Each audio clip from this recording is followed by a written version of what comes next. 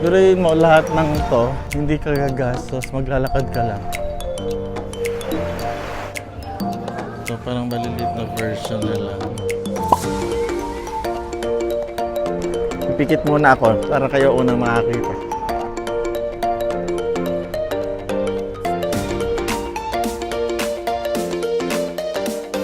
Ano, maligo ba tayo? Mag-brief na lang tayo.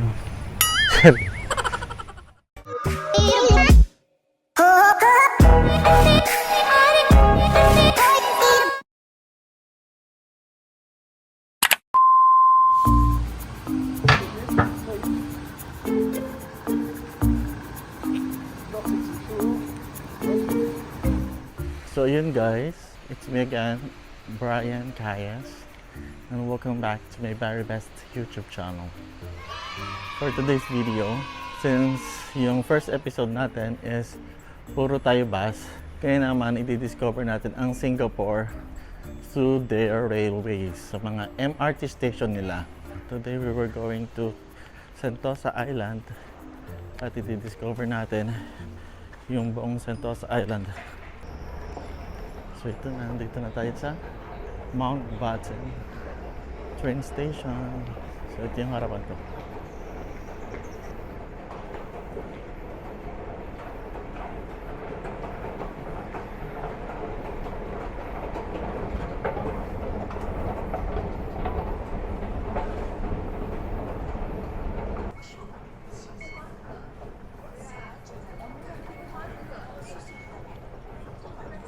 So follow nyo lang yung mga color. Madali lang naman siyang i-navigate. So try nyo lang hanapin kung nasaan kayo.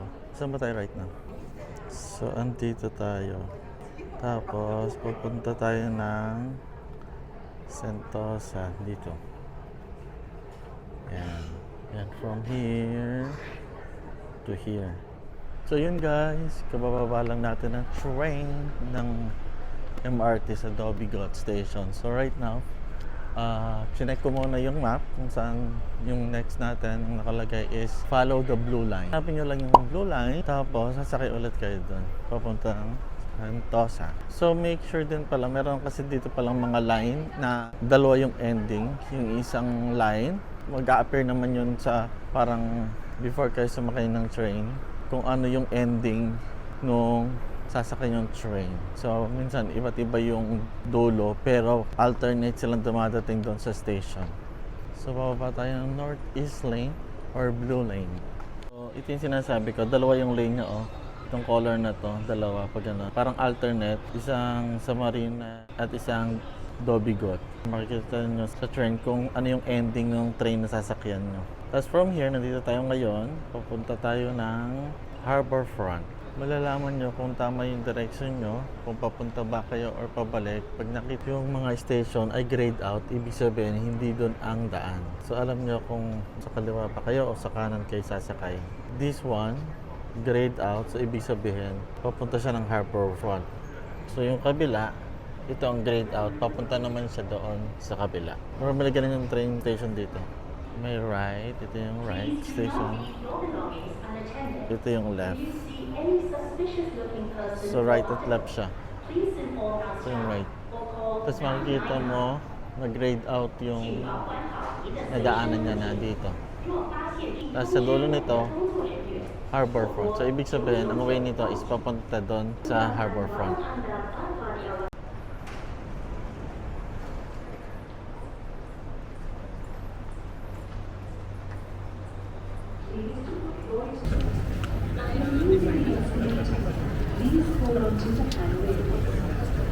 So yun pala guys, dito pala may quit sa escalator. Always remember, kung hindi ka nagmamadali, sa left side ka lang lagi. Business capital kasi itong Singapore. Maraming nag-work dito. Kung ayaw mo makaabala sa mga nag-work sa office o sa iba pang work, kung may mga kasama kayong friends magta-travel dito sa Singapore, always left. Huwag niyong harangan yung right kasi para yun sa mga nagmamadali. So ang ginamit ko lang dito is GCash.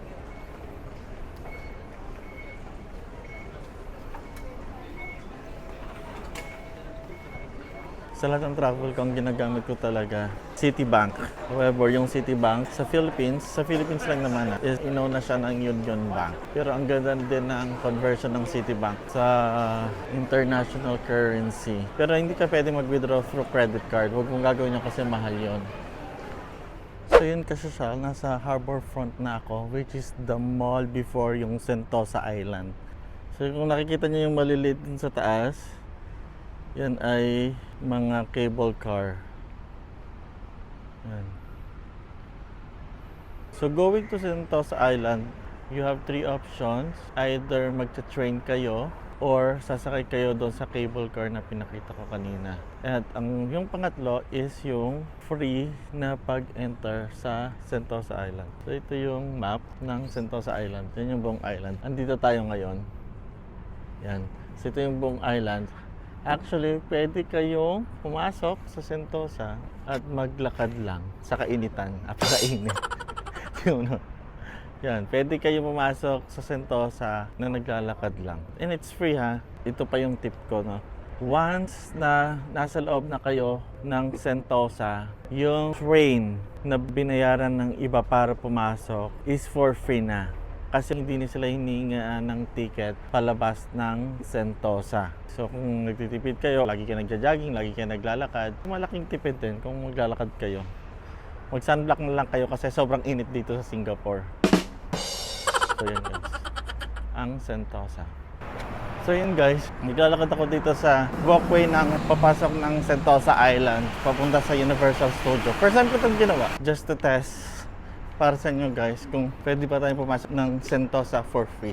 Ang dami din, may mga foreigner akong kasabay na naglalakad din, yung ibang mga backpackers. Pero syempre kung hindi ka sana maglakad ng malayo, better na lang na mag-train ka. But if you think about it, parang sobrang mahal dito sa Singapore, no? Pero since maliit lang naman siya na bansa, ang dami mong pwedeng puntahan na for free, na hindi mo kailangan gumastos. Kailangan mo nga lang maglakad. Like the Marina Bay Sands, Three Light Show, libre lang din yun. Yung Merlion. Ang daming magagandang view dito na hindi mo kailangang magbayad para pumasok. So, mostly ng mga famous attraction dito are for free. If you just need beautiful background for your picture and also makakita ng mga landscape na sobrang gaganda, punta ka dito sa Singapore kasi halos lahat ng view dito is for free. Hindi mo kailangang magbayad. Like yung famous Universal Studio na globe dito, hindi mo kailangang mag-enter sa Universal Studio para magpa-picture. Here, sa labas lang siya ng Universal Studio. Unlike sa ibang Universal Studio na nasa loob siya. So you need to enter the Universal Studio before ka makapagpa-picture doon sa famous globe ng Universal. So halos malapit na tayo. So yun guys, nakarating tayo ng Universal Studio. Naglakad lang tayo. Talagang free lang talaga yung pagpunta dito. Hindi mo kailangan magbayad, kailangan mo lang maglakad. So, may mga kasabayan kasi tayo mga foreigner na naglakad. So I decided na sumabay sa kanila. Ito ang Universal Studio Singapore. Ayan, tapos bago yung Minion Land here, kaya may billboard si Minion dyan. Unlike sa Japan, nakapag Minion Land na ako sa Japan before here. Hindi ko pa na-experience yung Minion Land dito sa Singapore kasi bago lang siya. So yan yung famous na globe. And ito yung cable car. Kung gusto nyo mag-cable car, papunta dito, pwede din, yan. And the famous Universal Park. So yan siya. I don't pala sa dulo yung the new parang water park. Singapore Oceanarium mo ang tawag. So yan.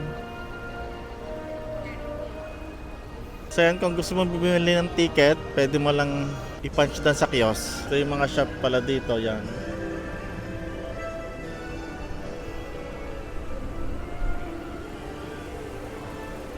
Ang ganda dito guys, oh. May Pop Mart. You know, Sinalabubu. Yeah. Also, may Crocs exclusive. We love Crocs. Meron din ito, Adidas, Starbucks. So parang shopping mall na siya. So ito pala yung Harry Potter Vision Magic. May Pop Mart na pala dito guys sa Universal Studio Singapore. So ang ganda nito. Ito parang maliliit na version nila. So ito sa Gusto mong mga light color doon. Yung mga parang plain color. So, kuha tayo ng isa. So, syempre, dito sa Pop Mart, hindi mo alam kung anong makukuha mo. So, yan, kunin natin. Ito.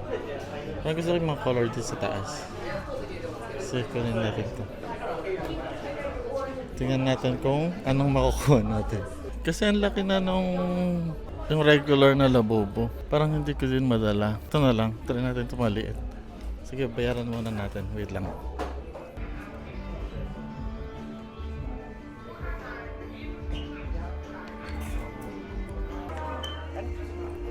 Thank you. Thank you. Ito yung regular. May ganito ako. Binili ko sa London. Pero nalalakihan ako. Hindi ko na magamit. So this one, maliit lang. Bumili tayo ng bagong labubo. Buksan natin siya at tingnan natin kung ano yung color na makukuha natin. Ito yung makukuha mong kulay. Yan. So, para ganyan, anong gusto niyo bang color dyan? So, yan yung... So, okay lang to, maliit lang, oh.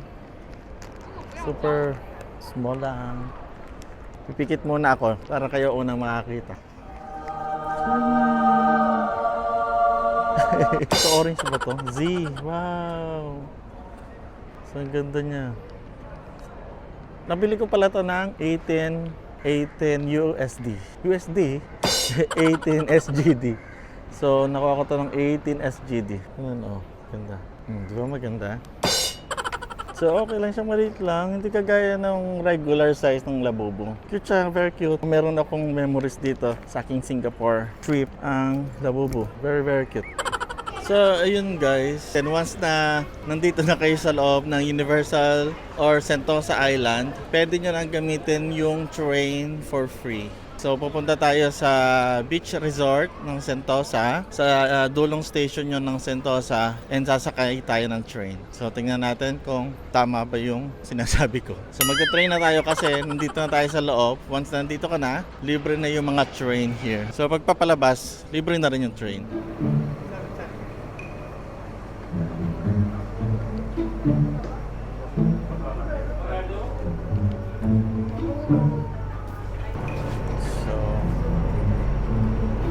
Totoo nga. Pwede ka sumakay ng train. Pwede ka sumakay ng train. Kahit naglakad ka lang papasok ng Sentosa Island. Guys, kabababa lang natin ng train galing Universal Studio. Naglakad lang ako papunta dito sa Sentosa. And then, may train ako papunta dito sa beach station ng Sentosa. Sobrang init guys. Napaka-init. Ito yung harapan ko. Sayang ang glutathione. Charis. Kung pupunta kayo dito, pwede lang kayo maglakad. Siguro mga 20 minutes walk. From there, pwede ka nang mag-train. Also, even yung mga bus dito, mga tour bus, libre lang din. Punta ka lang sa mga bus stop dito sa beach. Ito yung beach ng Sentosa. Yan dito, may mga bus stop pala dyan. Ayun o, may bus doon sa dulo. Tapos ito yung beach.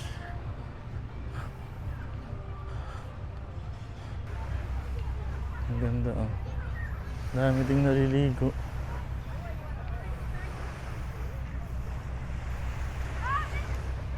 Gusto kong maligo. Gusto kong mag-swimming. Kanina, magbabaon dapat ako ng short. Tapos, naisip ko, huwag na lang. As a person kasi talagang madagat ako. Also as a water sign. Sobrang comforting sa akin ang beach. Oh, I want to swim. Ang ganda dito guys. Ang ganda dito. Kita yung cable car. Tingnan. Ayun yung cable car. Gusto kong maligo. Ano, maligo ba tayo? Mag-brief na lang tayo. Sarap maligo. Gusto kong maligo. Sobrang init. Ang bango ng dagat. May malansa. May malansa, mabang ba yung malansa? Kami dagat. Wow, ang ganda ng buhangin talaga. Sobrang ganda ng buhangin nila, oh. May nagboboto.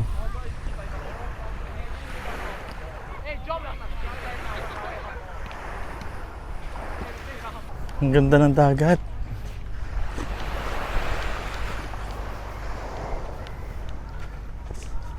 Sigurin mo lahat ng to, hindi ka gagastos, maglalakad ka lang.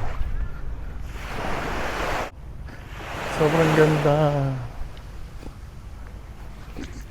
Ang ganda. Gusto mag-swim.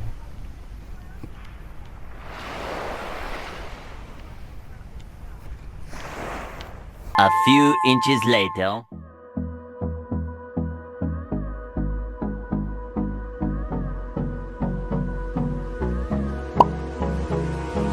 Hold me close till I get up. Time is barely on our side. I don't wanna waste what's left. The storms we chase are leading us, and love is all we'll ever trust. Yeah, no, I don't wanna waste what's left. And on we'll go, through the wastelands, through the highways, till my shadow turns to sun rays. And on we'll go, through the wastelands, through the highways, and on we'll go.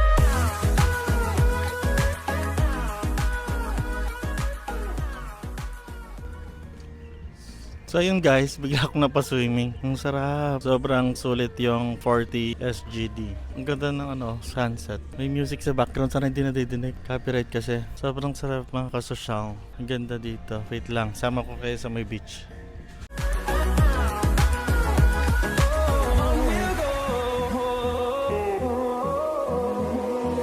Finding life along the way, melodies we haven't played. No, I don't want no rest. Echoing around these walls, fighting to create a song. I don't wanna miss a beat. Para nasunog ako. So yun, tapos na yung sunset. Thank you dito sa Ola Beach Resort. Sobrang nag-enjoy ako. Tapos may isang Filipina dito. Nag-request ako ng towel. Sobrang ganda dito.